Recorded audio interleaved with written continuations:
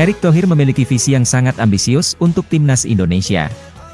Ia percaya bahwa pada tahun 2045, Indonesia bisa menembus peringkat 50 besar dunia dalam ranking FIFA. Erick melihat potensi besar yang dimiliki oleh timnas Indonesia, apalagi kini banyak pemain keturunan dengan kualitas internasional yang semakin memperkuat skuad Garuda. Menurutnya, dengan dukungan yang tepat, Indonesia bisa meraih impian ini. Namun, dia juga menekankan pentingnya manajemen tim yang kuat dan kontinuitas dalam proses perkembangan. Selama ini, prestasi terbaik Indonesia dalam ranking FIFA adalah posisi ke-85 pada 21 Oktober 1998. Meskipun begitu, Erick percaya bahwa jika Indonesia melakukan perbaikan di berbagai aspek, peringkat tersebut bisa dicapai kembali, bahkan lebih tinggi.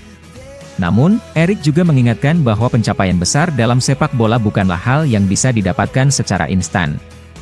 Ia menggambarkan perjalanan menuju peringkat 50 besar sebagai sebuah maraton, bukan lari cepat. Meskipun Indonesia punya pemain-pemain berbakat, untuk membangun tim yang kokoh dan stabil butuh waktu yang panjang dan konsistensi. Sebagai contoh, Erick menyebut Jepang yang kini menempati peringkat 15 besar dunia.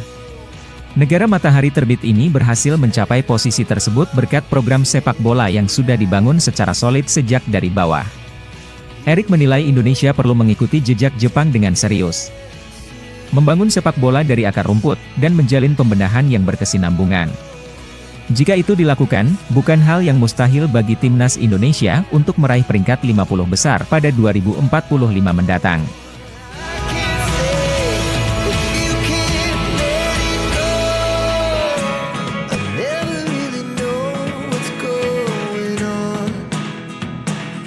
Kevin Dix merasa siap menghadapi para penyerang top di Bundesliga Jerman.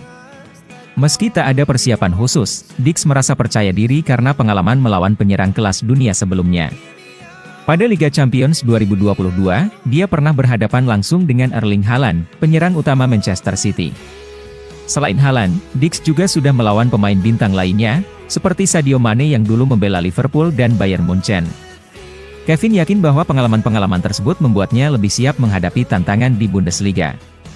Kevin Dix tidak merasa perlu melakukan persiapan khusus setiap kali menghadapi penyerang besar.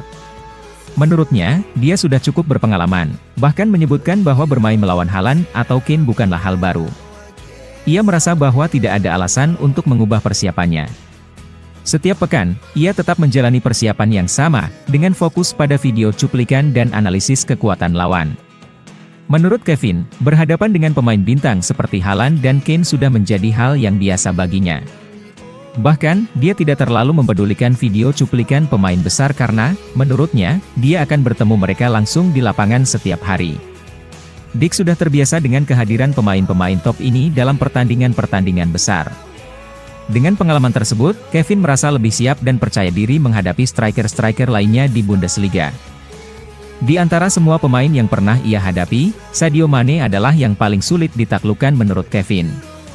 Dia mengingat dengan jelas duel melawan Mane saat masih membela Southampton di kualifikasi Liga Eropa.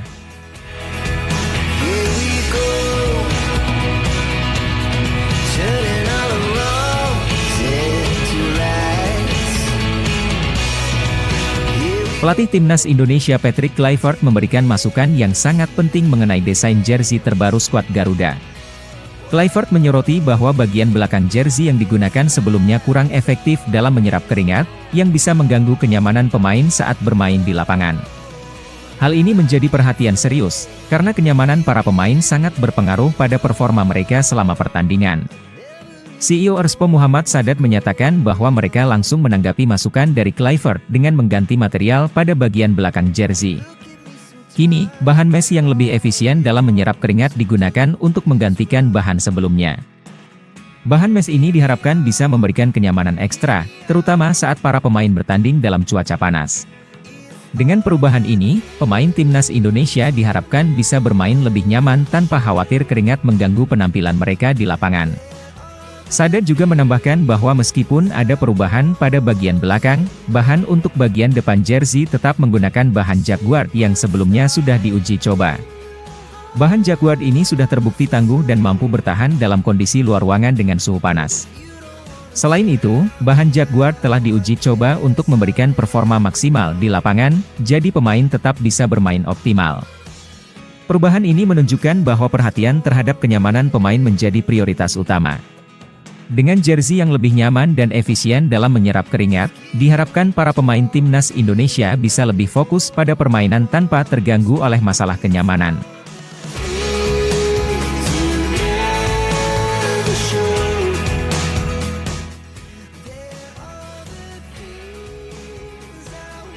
Rafael Struijk, striker muda timnas Indonesia yang sebelumnya diandalkan oleh Sintayong, kini terancam tak masuk dalam rencana Patrick Kluivert.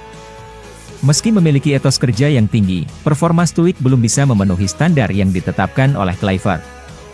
Dari 22 penampilannya bersama timnas Indonesia, ia hanya mencetak 1 gol. Bahkan di level timnas U23, Struijk hanya mencetak 3 gol dari 8 pertandingan. Selain performanya yang kurang maksimal, masalah lainnya adalah minimnya menit bermain di klub. Struijk saat ini bermain untuk Brisbane Roar League, namun jarang mendapatkan kesempatan bermain. Dari 18 pertandingan musim ini, ia hanya tampil dalam 9 laga, sebagian besar diantaranya datang dari bangku cadangan.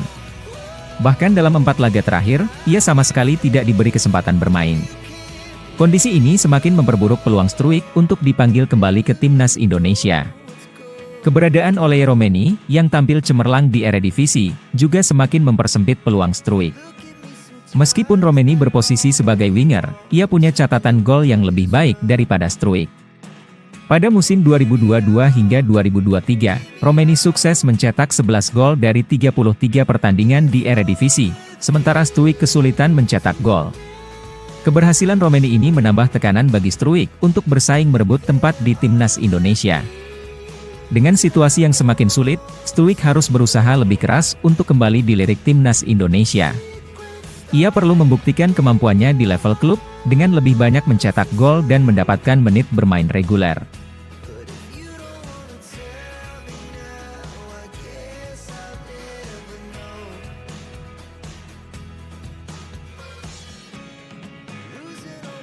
Ramadan Sananta kembali menunjukkan kualitasnya sebagai striker tajam di Liga 1. Dalam pertandingan melawan Persebaya Surabaya, ia tampil gemilang dan menjadi kunci kemenangan Persis Solo. Kepercayaan dirinya semakin meningkat berkat performa apik tersebut, dan kini ia bertekad untuk terus konsisten di pertandingan berikutnya. Bagi Sananta, tampil baik di setiap pertandingan bukan hanya untuk tim, tetapi juga demi peluangnya kembali ke timnas Indonesia.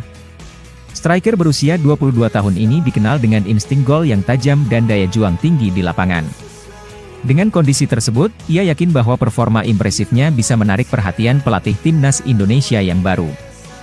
Kluivert, yang merupakan mantan striker top dunia, tentu tahu betul bagaimana menilai seorang penyerang berkualitas. Kehadiran Kluivert di timnas Indonesia menjadi tantangan tersendiri bagi Sananta. Ia sadar bahwa legenda Belanda itu sedang memantau Liga 1 dengan serius untuk mencari pemain terbaik yang cocok untuk skuad Garuda.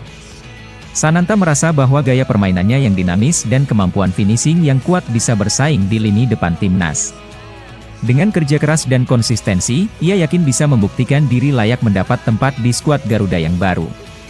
Saat ini, tugas utama Sananta adalah menjaga performanya tetap stabil di setiap pertandingan. Jika ia terus mencetak gol dan tampil impresif, bukan tidak mungkin namanya akan kembali masuk dalam daftar pemain timnas Indonesia.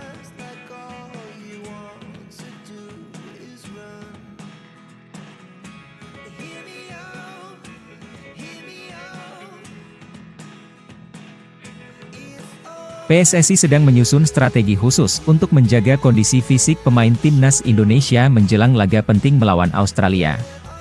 Ketua Umum PSSI Erick Thohir mengungkapkan bahwa persiapan ini melibatkan berbagai aspek teknis dan non-teknis agar tim bisa tampil dengan performa maksimal.